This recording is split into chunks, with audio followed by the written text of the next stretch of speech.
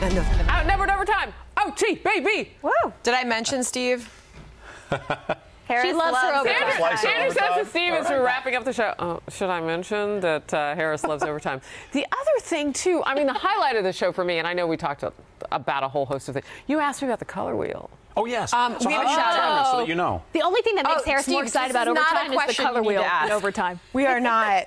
Oh, wait, why is this? I don't really listen to the color. I try No. to, and so it's a sensitive subject. I think I'm supposed to be in like powder blue or baby This blue. is close. So they literally this is assign great. I am nervous for an hour before I get it every Sunday. Brittany, our college associate, can we take a minute to thank Yes. Brittany for all of her hard work? And is she here? Where is Brittany? She's in the control room, Brittany. so she can see and hear us. Also, thank you so much for working with this wonderful team. We've been honored to have you. Absolutely. And the best in everything that your new adventures are going to bring you. And if you want to stop down in the next 6 minutes, you know, we'll love on you in person. Wait, Take a Harris, little now picture. I'm curious. What's the update with the color wheel? Okay, so Abby, come on. I have a book Sandra, you can just that relax has pictures now. of everybody's dresses in it. And I update the color Bible Everybody's as I but call it. mine because I No, that's not true. I do screenshots of you off the air. They literally ask you for Girl, pictures you of know all I'm going your to get dresses. every squirrel gets a nut. You know I'm going to get my nut. Yeah, if I can't come to your office and snap, I just take you right off the screen. Lord Find Almighty. a way. Find a way. This is breaking news, Oh, people. goodness. And Steve looks confused now because we had an hour of like really deep, intense political and news talk and some breaking information that came out of that event with the president that was going on right before us. And now we're talking colors of things that we wear. So let's get to it. By the way, that pink, that is fabulous. Well, thank you. I figured Did your daughters summertime- pick it out or your wife? No, my wife. My wife had it made for me, thankfully. So Really? yes. I A little like summertime. her taste. Like it. So I want to give you an opportunity, though, to revisit one of the things that was at the end of the TV version of us, and that was this idea that the NAACP in Missouri is telling people not to travel there if they're people of color. Right. And listen, again, I don't know enough about the law, and I'm not a lawyer, to say do they have a real grievance. If they do, though, I don't know that grievance about tort reform, about changing discrimination laws, is enough to say don't travel to Missouri. I think that's really an overreach. But what I'd say more broadly that I think is important, and I say this as a Chicagoan, I've lived in Chicago for 20 years, raised a family in the city. I'm frankly pretty scared about how things are going in Chicago on the fiscal side, but more importantly on the crime side. And it's been bad for a while, but it's getting worse. They're not disconnected. Right. Well, of course we're not disconnected. But here's my main point. About any African-American activist group, about any of us, I think being way more concerned about the welfare of black children, of black young people in a place like Chicago who can't play at a playground safely, black men who are dying by the scores, I think that is a far, far more pressing issue. Not that the Missouri issue doesn't matter, but I think that's what really matters. There's a slaughter going on the west side of Chicago. It's outrageous that it's happening. Chicago is the most dangerous city in the Western world. And I don't think that's even debatable. And we've got to talk about why, and we've got to talk about solutions. Now, this current president talked about that on the campaign trail.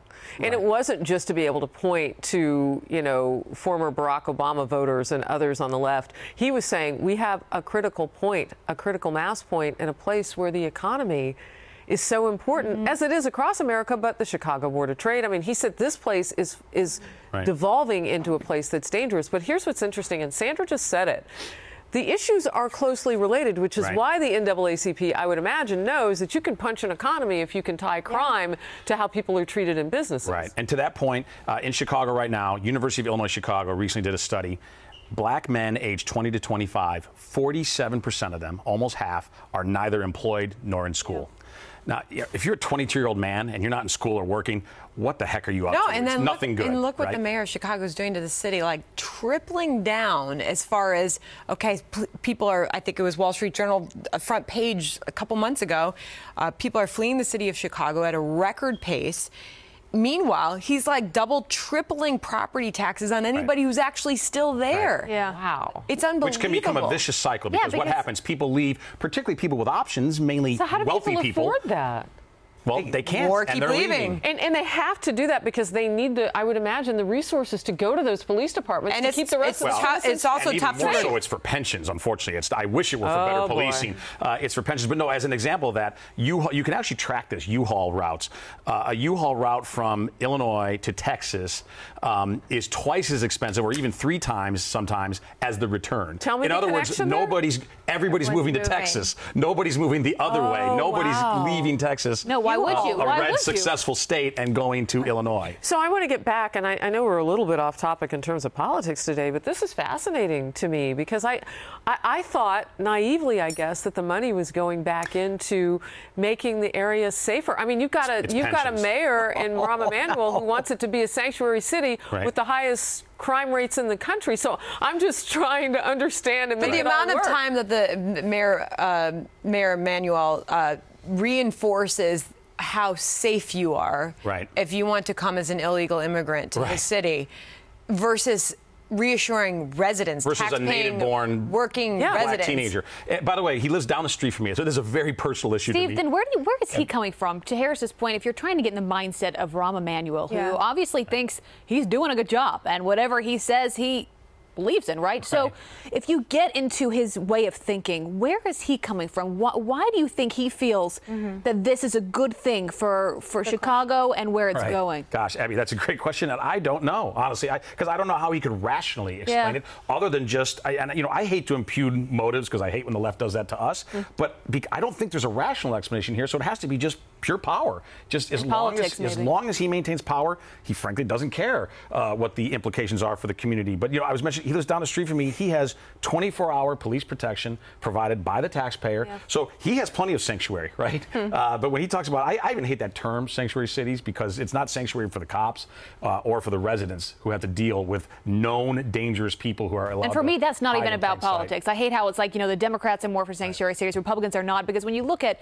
sanctuary cities and when you're talking about really reporting an illegal here that is causing problems, who is committing crimes, that's just common sense. At the end of the day, I mean, I hate how politics oftentimes gets in the way of what should just be rational thinking, right? Harris, I would wonder your thoughts before we go, because you said that you've spent a number of years living in Kansas City, Missouri. What are you hearing from people that live there? What are they telling you about how they feel? Well, okay, so let's take this separate. Let's talk about the issue of the businesses and the discrimination and how much easier it is to sue for racial discrimination. Not necessarily put our legal hats on that for that, but let's just talk about that as a separate issue. Set that aside.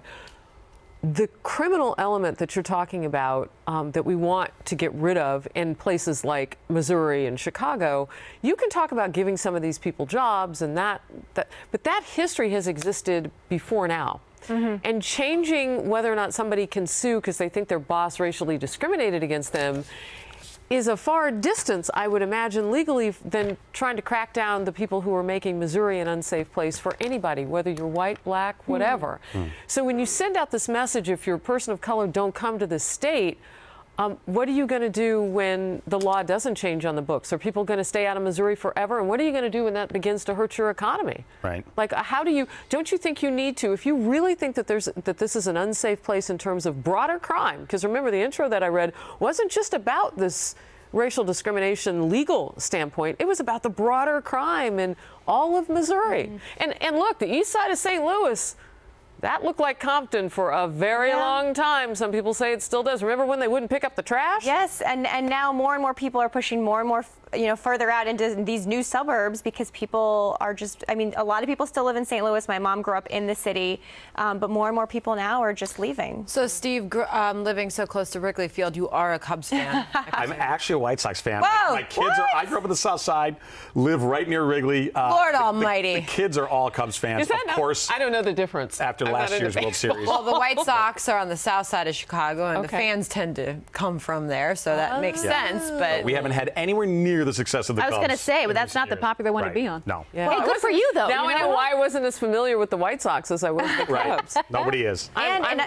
baseball news, I went to my first Yankees game this week. I went to Yankee Stadium for the first time. I saw that on your Instagram. It was beautiful with Guy Benson. Yes. Yeah, you guys. Megan. Guess who took Harris to her first Major League Baseball game? You know what? Let me tell you. And we went in style. We did go in Yankees style. or Mets? New York Yankees. Did you not know the answer to that? Yeah, but you said style. Let me tell you, when I got hungry, we had like this whole place to go to, and fun. we sat like beer and a hot dog. The seats were amazing. Ooh, I want to go with you guys. So you're a White Sox fan? You want to hang out with this one? Bears are what I very really care top about, row. though. I'm Literally Bears. the Go Bears. Oh no, Yeah, Sam, the baby. seats, boy, they were good. Where's Yeah, I mine? mean, I am ignorant to baseball, but I do know the difference between the Mets and the Yankees. We'll see. Hilarious. Tomorrow. It was great to have you. Thank you.